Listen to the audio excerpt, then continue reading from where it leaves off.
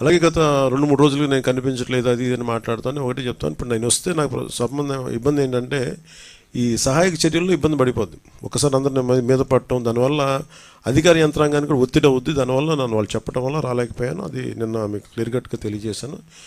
ఇంకా దీన్ని విమర్శించాలని ఎవరన్నా వైసీపీ నాయకులు అనుకుంటే భవిష్యత్తులో ఎప్పుడైనా సరే మీరు నాతో పాటు రావచ్చు, ఎక్కడికైనా సరే నాతో పాటు నా కాన్వాయ్లో తీసుకెళ్తాను మిమ్మల్ని.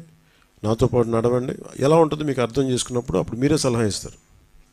అందుకని దయచేసి దీన్ని ఒకసారి మీ దృష్టికి తీసుకొస్తాను. కానీ విమర్శించే వైసీపీ నాయకత్వానికి ఎవరికైనా సరే రాష్ట్ర ప్రభుత్వం చేస్తున్న ఈ చర్యల మీద ఎవరన్నా విమర్శించదలుచుకుంటే వాళ్ళందరికీ కూడా ఫస్ట్ మీరు సహాయం చేసి మాట్లాడండి.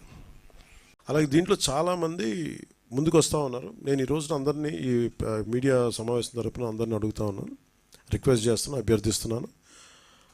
నాకు వీళ్ళందరినీ చూస్తే నాకు ఒకటే అనిపించింది, దాదాపు 386 పంచాయతీలు, 386 పంచాయత్స్ దెబ్బతిన్నాయి. అలాగే ఇంకొకటి ఏంటంటే ఇప్పుడు చూస్తే మనకి ఈ పరిస్థితులను ఎదుర్కోవడానికి చాలామంది ఏమంటుంది, డైరెక్ట్ పంచాయతీల మీద ఏదైనా చేయమంటే నాకు ఒకటే అనిపించింది, నాకు పంచాయతీరాజ్ శాఖ మంత్రిగా కూడా నాకు ఎక్కువ బాధ్యత ఉంది నాకు. సో నాకు నిన్న ఇచ్చిన ₹1 నాకు చూస్తే నాకు ఎట్లా వెళ్ళాలని అనిపించినప్పుడు ప్రత్యేకించి నేను క్షేత్రస్థాయిలో ఈరోజు అందరితో మాట్లాడుతున్నా ఒకటే అనిపించింది, ఇంకా చెయ్యాలి, దీనికి ఇంకొంచెం నా వంతు సహాయం సరిపోవట్లేదు, ఇంకా చేయాలనిపించింది. సో దాదాపు 400 పంచాయతీలు అనుకుంటే నేను ఒక్కొక్క పంచాయతీకి వ్యక్తిగతంగా నా తరపు నుంచి ₹1,00,000 డైరెక్ట్ పంచాయతీకి వెళ్ళేలాగా ఎలాగ ఉండాలి అనేది అనుకుంటున్నాను. దాన్ని ఆ మోడాలిటీస్ ఏంటనేది ప్రిన్సిపల్ సెక్రటరీ గారి దృష్టికి ఇందాక మాట్లాడాను. ఇది డైరెక్ట్గా పంచాయతీలకు వెళ్ళాలి. మన ₹10,000 ₹25,000 ఎలాగా డైరెక్ట్ పంచాయతీ నిధుల్లో పడ్డాయో అలాగే ఈ ₹1,00,000 కూడా ఇది ఎంత సహాయం అవుతుందో తెలియదు, కానీ కనీసం ఆ పారిశుద్ధ్య పనులకన్నా పనిచేస్తే ప్రభుత్వం మీద కొంచెం భారం తగ్గుద్ది. ఆ ప్రభుత్వం ఉన్న డబ్బు కనీసం కొంత ఒక రోడ్డుకి పనిచేస్తే. సో నా సైడ్ నుంచి నేను ఇచ్చే 400 పంచాయతీలకి ఈ ₹1,00,000 చొప్పున కనీసం పారిశుద్ధ్య పనులకు కొంచెం సహాయకారిగా ఉంటుంది అనేది. అలాగే మా ఉద్యోగులందరూ కూడా, మా పంచాయతీరాజ్ ఉద్యోగులందరూ కూడా, ఆర్డబ్ల్యూఎస్ ఉద్యోగులు, అలాగే పీడబ్ల్యూడీ అందరూ కూడా వచ్చి ఈ రోజున మాకు నిలబడింది, మనస్ఫూర్తిగా ధన్యవాదాలు తెలుపుకుంటూ.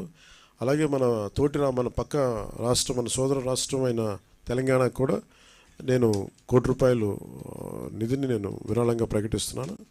అది తెలంగాణ ముఖ్యమంత్రిగా మన గౌరవ ముఖ్యమంత్రి శ్రీ రేవంత్ రెడ్డి గారికి నేనే స్వయంగా అందజేస్తాను. ఎందుకంటే ఇది కష్టాలు వచ్చినప్పుడు మనందరం ఒకరికొకరు చేదోడు వాదోడుకుంటాం. ఇది తిట్టుకునే సమయం కాదు. అలాగే వైసీపీ నాయకులు కూడా నా విజ్ఞాపన ఏంటంటే, మీరు కూడా మీ జేబుల్లోంచి డబ్బులు తీసి, మాటలు కాకుండా డబ్బులు కూడా కొంచెం విసిరి, సంతోషం అండి.